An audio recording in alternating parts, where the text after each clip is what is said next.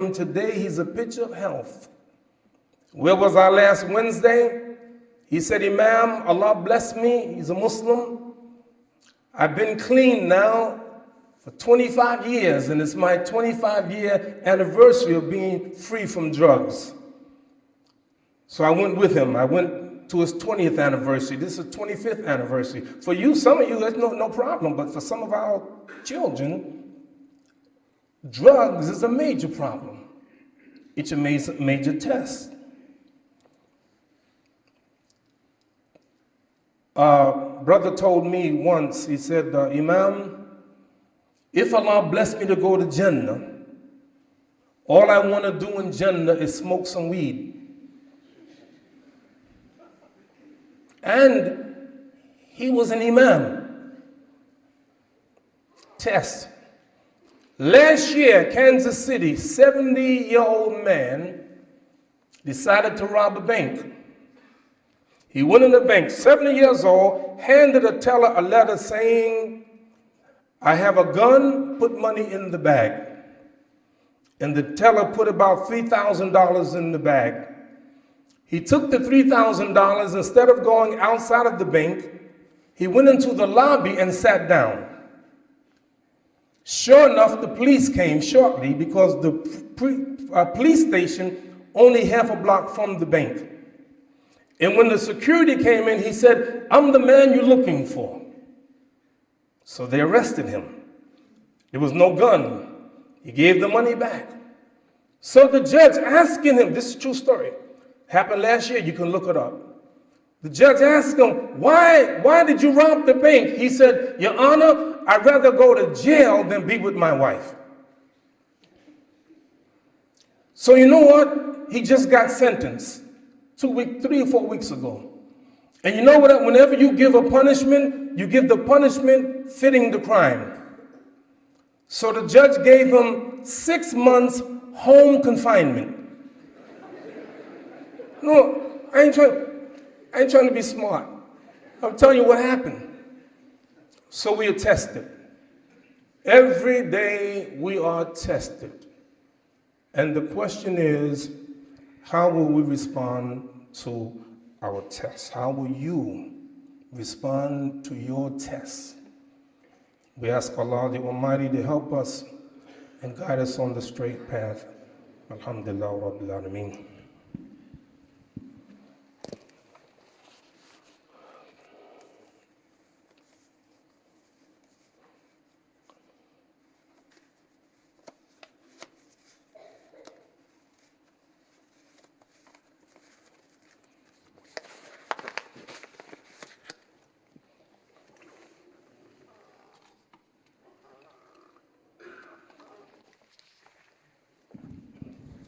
Bismillah ar-Rahman ar-Rahim, Alhamdulillah Rabbil Alameen. Brothers and sisters, I am so thankful to Allah the Almighty to have Prophet Muhammad sallallahu alaihi wasallam and all that he does for us, all that he has guided for us. One of the greatest tools that we have is our relationship with Allah. Sometimes all you have to do is call upon him. Qala rabbukum ud'uni astajib lakum. Your Lord said, call upon me, I will answer you. Sometimes, brothers and sisters, when you ask Allah, he give you immediately. I'll give you one example. During the time of the Prophet, peace and blessing be upon him, the Prophet was given a khutbah in his masjid in Medina.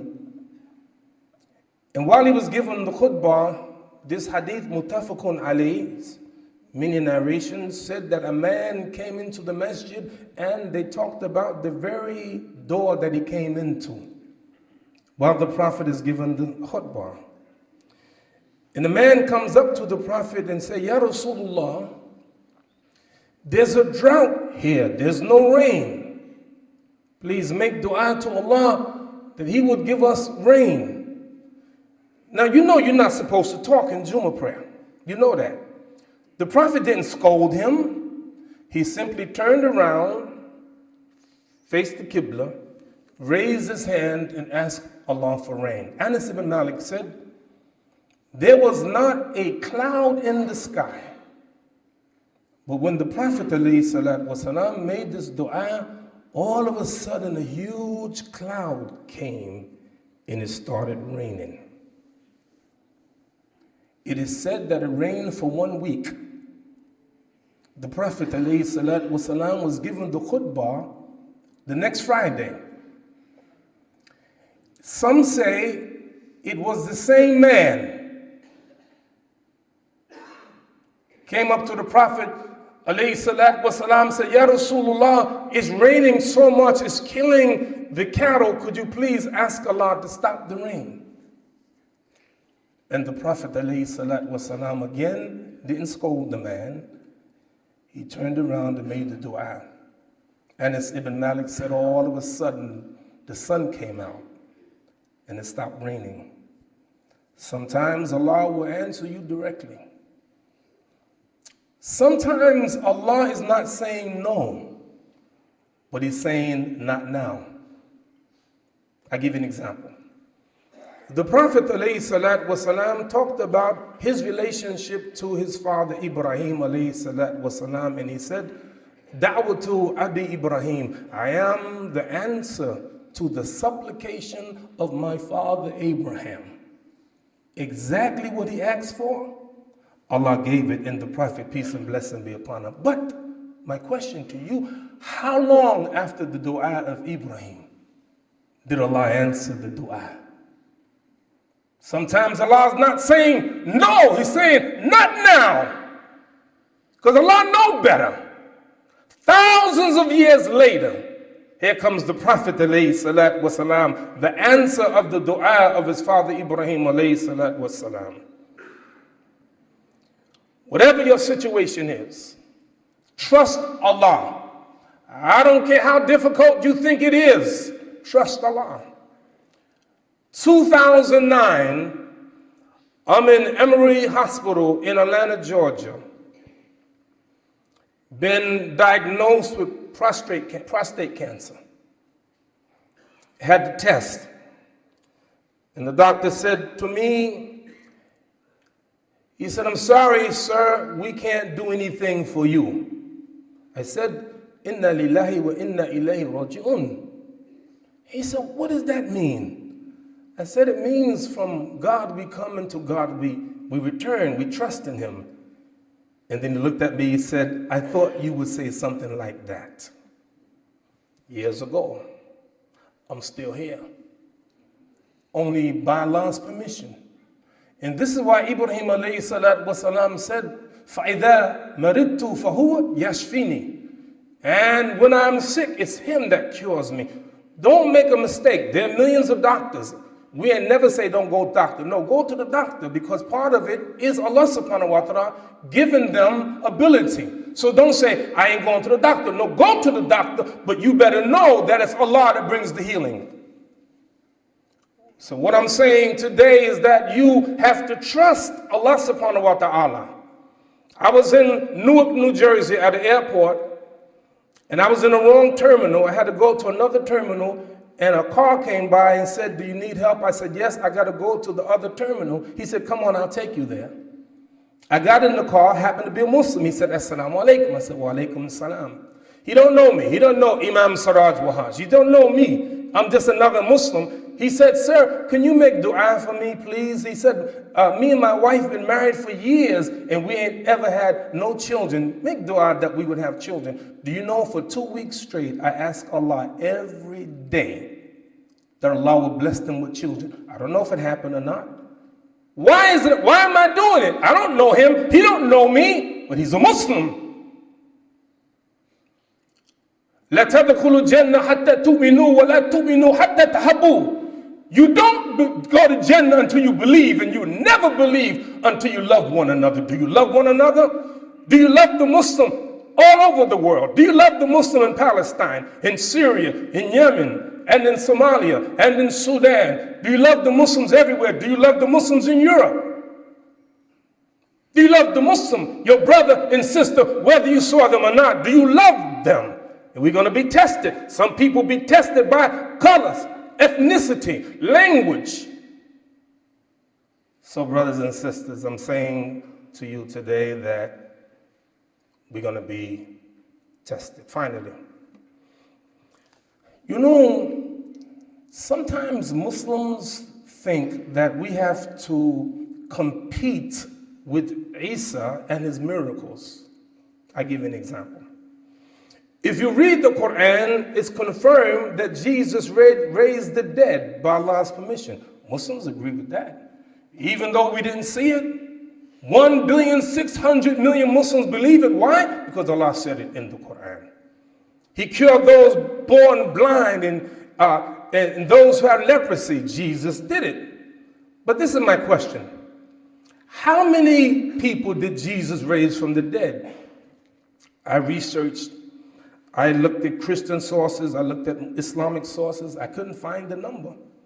We know from the Arabic, the word means, is Jumu'ah, is plural.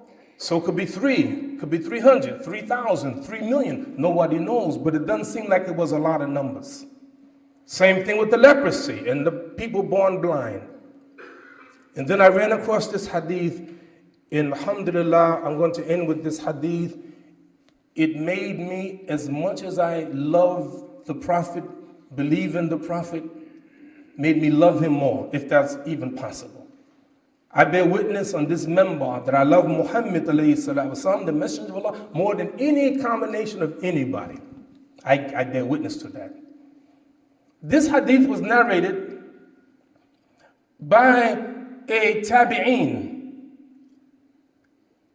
Ibn Raba'ah, Ata'a ibn Abi Raba'ah, tabi'een, never met the Prophet but met the companion, and he met Abdullah ibn Abbas radiallahu anhuma. Abdullah said to him, Ala urika imra'atan min ahli Jannah? Do you want me to show you a woman from Jannah? Qultu, I said, Bala, yes. Now I want you to understand this and understand it well, because I don't want you to miss this point. Nobody except the Messenger of Allah can tell where people are going to be in Jannah or in An-Nar, not even the companions. So if a companion say it, it's not coming from them. It's coming from Rasulullah sallallahu alaihi wasallam. And then he said, هذه مرأة سوداء. This black woman, this woman, she's from the people of Jannah. Why? She came to the Prophet alayhi salatu wasalam and said, Ya Rasulullah, inni asra'u. I have epilepsy. And when I have epilepsy, I'm exposed. Fadu'ullah li. Ask Allah for me. Make dua for me. She's recognizing that the power doesn't come from him, alayhi salatu wasalam, but it comes from Allah. You got to know that it comes from Allah. And she did the right thing. Ask Allah for me to cure me from epilepsy. Now the Christian would say, well, Jesus would just touch her and she would be cured. Allahu Alam. But what the Prophet did was so profound. Wallahi, it made me say, La ilaha illallah Muhammadur Rasulullah. He said this. In shitti sabarati walikil jannah. If you wish, be patient, and you will have Jannah. But if you wish, I make dua that Allah will heal you. She said, I will be patient. Let's stop for a moment. I thought about this for a long time. I got it. You know how many people on this earth with epilepsy? 65 million people with epilepsy. And 65 million of them have a chance to go to Jannah if they would be patient. If the Prophet had cured her, one woman, what would we have gotten from that? So yeah, the Prophet, wow, look what the Prophet did. But what he did was greater than that. Think about that. The Prophet ﷺ said that Allah said, any servant that attested with these two things, two beloved things, and be patient, they have Jannah. What two beloved things? The eyes. What a test. You close your eyes for a moment and think about all the things that you do as a result of you seeing, that if you didn't have the ability to see, you couldn't do all the things that you do, to read the book, to drive the car, all the things that you do. But the Prophet said that Allah said, any of my servants that are tested with this and are patient, I will give them Jannah in substitution. All the blind people in the world can feel good because there's a chance for them to go to Jannah. And finally, brothers and sisters, remember you're going to be tested. Perhaps my biggest test came 22 years ago. Allah blessed me with 9 children. My favorite child, great Muslim, been married a year, just had a baby, and 1 week after having the baby, she died. It just so happened her janazah was on Yom al-Jumu'ah. I gave the khutbah and led Salatul Janazah. There were about 15 imams in the janazah, and they told me, every one of them, Imam, we wanted to do the janazah for your daughter. Everyone know how I thought about my daughter, the love that I had for my daughter. It's a test. But you know what? I did what I'm supposed to do. Praise Allah subhanahu wa ta'ala. And you know what? There's not a day for years that I didn't think about my daughter. And then I see this hadith and I close with it. Allah subhanahu wa ta'ala, He asks the angels, and remember, whenever Allah asks a question, He don't ask the question because He doesn't know the answer. He asks the question to teach us a lesson. So He asks the angels, did you take the beloved of my slave, his fruit? يقولون نعم يا رب. They said yes. And then He says, ماذا قال عبدي ماذا قال عبدي. When you took His beloved child, what did He say? يقولون حمدك واسترجع. They said, praise be to Allah, inna lillahi wa inna ilayhi raji'un. Allah said, ibnu li'abdi baytin fil jannah. Build for my slave a house in Jannah. وَسَمُّهُ بَيْتُ الْحَمْدِ. And name it house of praise. You see, you never lose. If you believe, you would never lose in anything. Lose your house, lose your job, get deported, whatever it is. You are a slave of Allah. And you praise Allah because you know, ajiban li amru mu'min, wondrous is the affair of the believer. And there's nothing for anyone else like the believer. So brothers and sisters, we have many trials.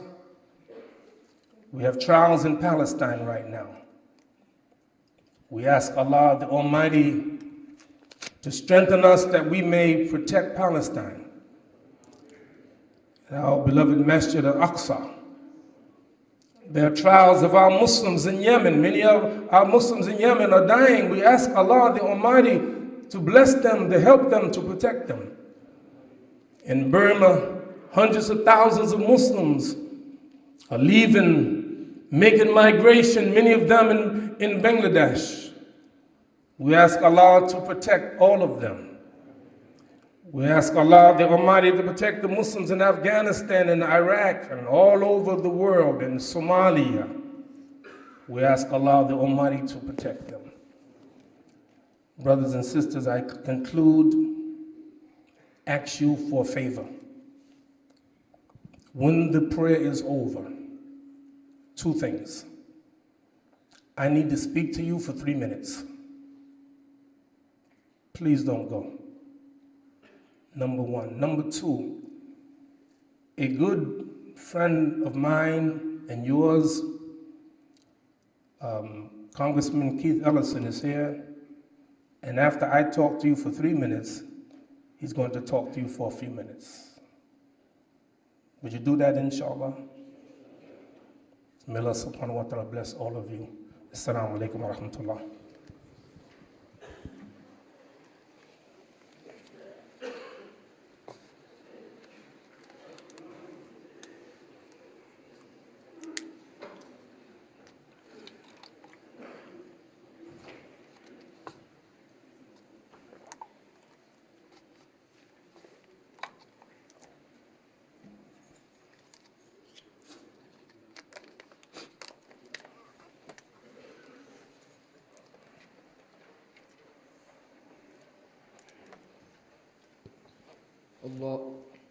الله أكبر الله أكبر أشهد أن لا إله إلا الله أشهد أن محمد رسول الله حي على الصلاة حي على الفلاح قد قامت الصلاة قد قامت الصلاة الله أكبر الله أكبر لا إله إلا الله.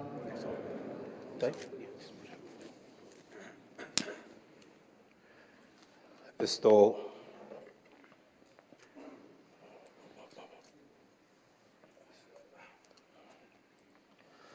الله أكبر.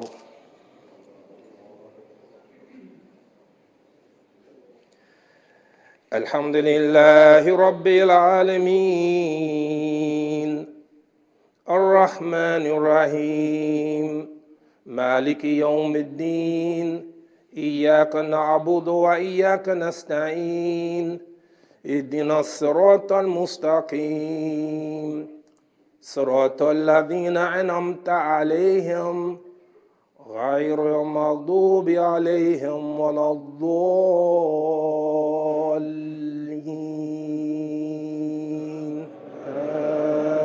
آمين.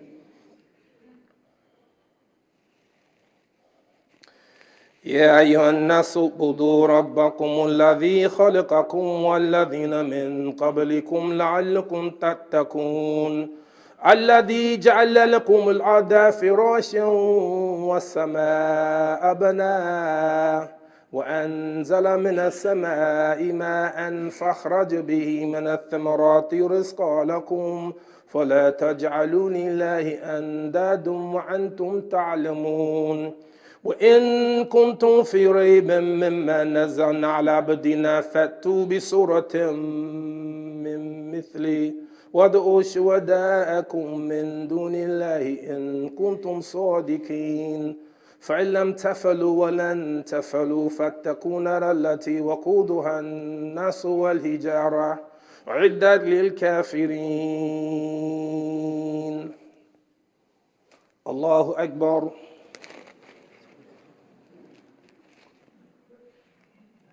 سمع الله لمن حمده. الله أكبر.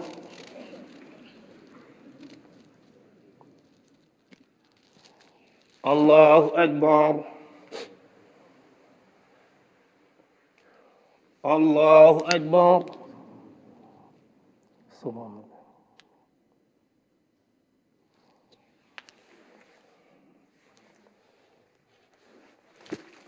الله أكبر.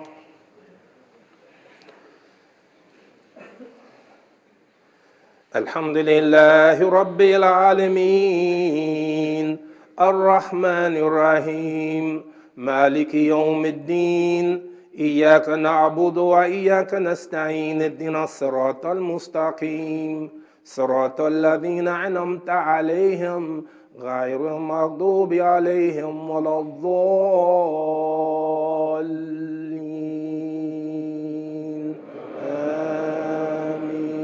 آمين. كل نفس ذائقة الموت وإنما توفون أجوركم يوم القيامة فمن زحزح عن النار وأدخل الجنة فقد فاز وما الحياة الدنيا إلا متاع غرور. الله أكبر.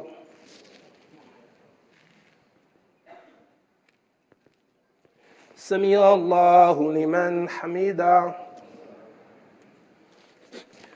Allahu Akbar.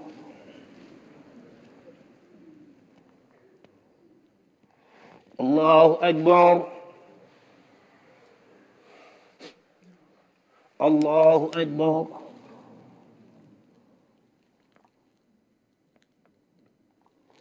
Allahu Akbar.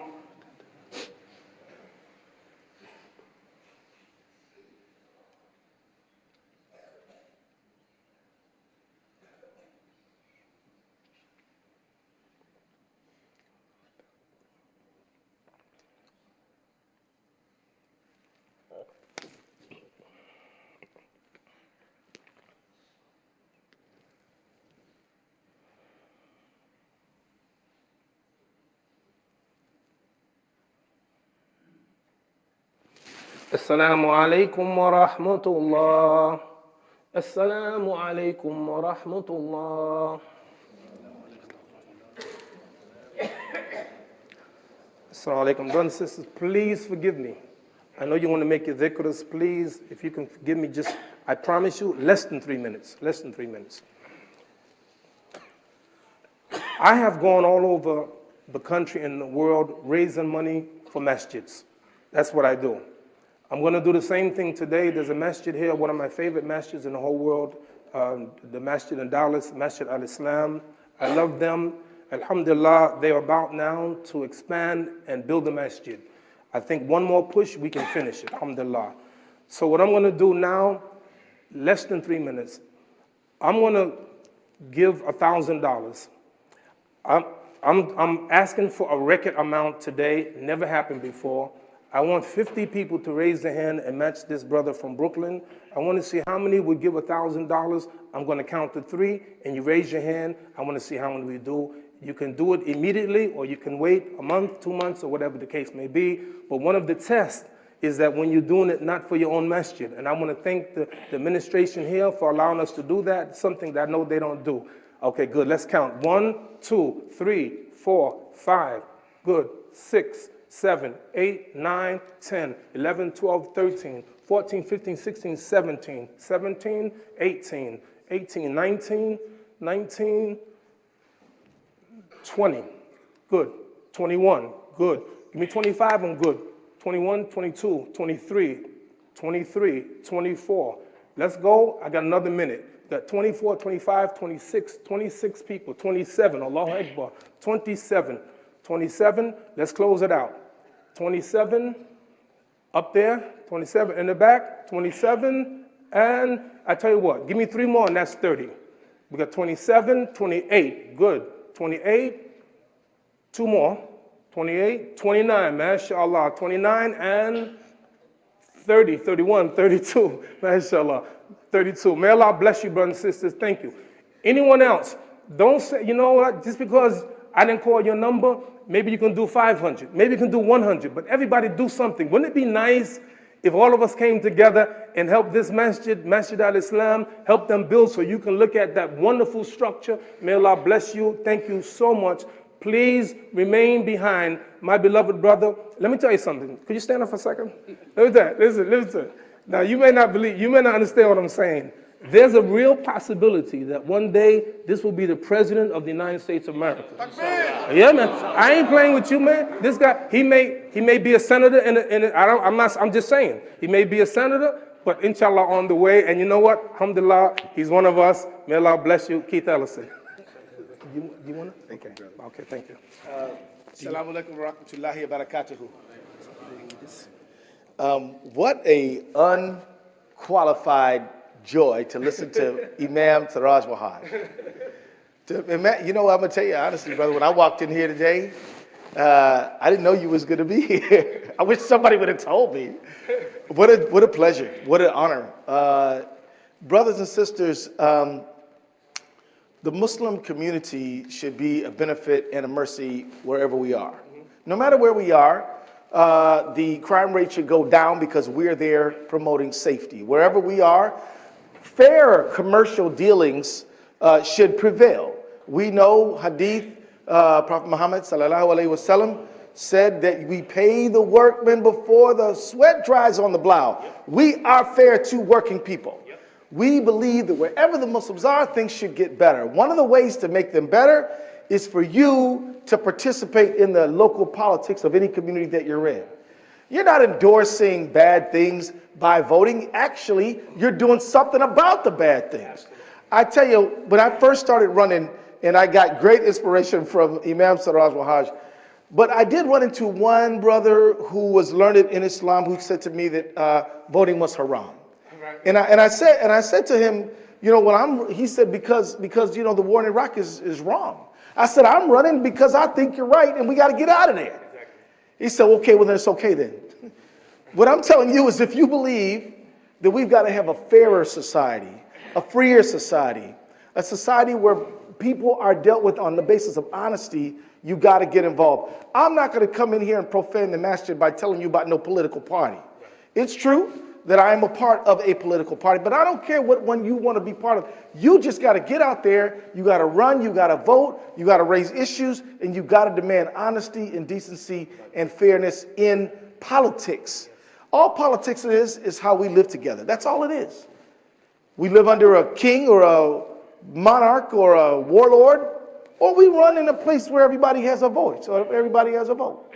We happen to live in a place where if you grab that vote, you can have it. But if you leave it on the table because you think you don't want to get polluted by a bad system, then it's going to go on anyway and just get worse because you will not be part of making it better. So all I want to say to you is I'm in town working on these issues. Been all over Dallas. Going to be working on an interfaith dialogue thing this afternoon. But I just want to tell you that with your engagement with the Muslim values that we carry, we can turn this thing around. And when you got the president putting out videos trying to whip up and incite hatred and violence against you and your family, you can stick your head in the sand if you want to, but it's not going to get better unless you get out there and get involved. Let me wrap up by saying this. The Muslim community is rich in medical talent. Muslims are starting free clinics for people who need health care. Alhamdulillah, this is wonderful. The Muslim community has a lot of lawyers. We're on the forefront of fighting against the Muslim ban and any ban against anybody. The Muslim community we have an ethic where we have to give to the poor. We're feeding hungry people all over this country. All I'm saying is do more, be involved in the politics of this country, the local politics especially, and we will prevail. We got Muslims running for office. There's a sister named Rashida Tlaib running in Michigan for Congress. You know, think about these folks. You need to think about yourself running. And then we will listen to our spiritual leaders like Imam Siraj help tell us what's the right thing to do. And then so you get the political leaders and the religious leaders in conversation, we will lift up the proper values and make society better. Thank you very much. Jazakallah khair. Assalamu alaikum. Yeah. You know, we got the Muslim wonderful building in Michigan. Yeah, I forgot it. In California, another one in Congress. Yeah, that's right, man. Assalamu alaikum. Please bear with me for a couple of announcements, brother. Please pay $20 to the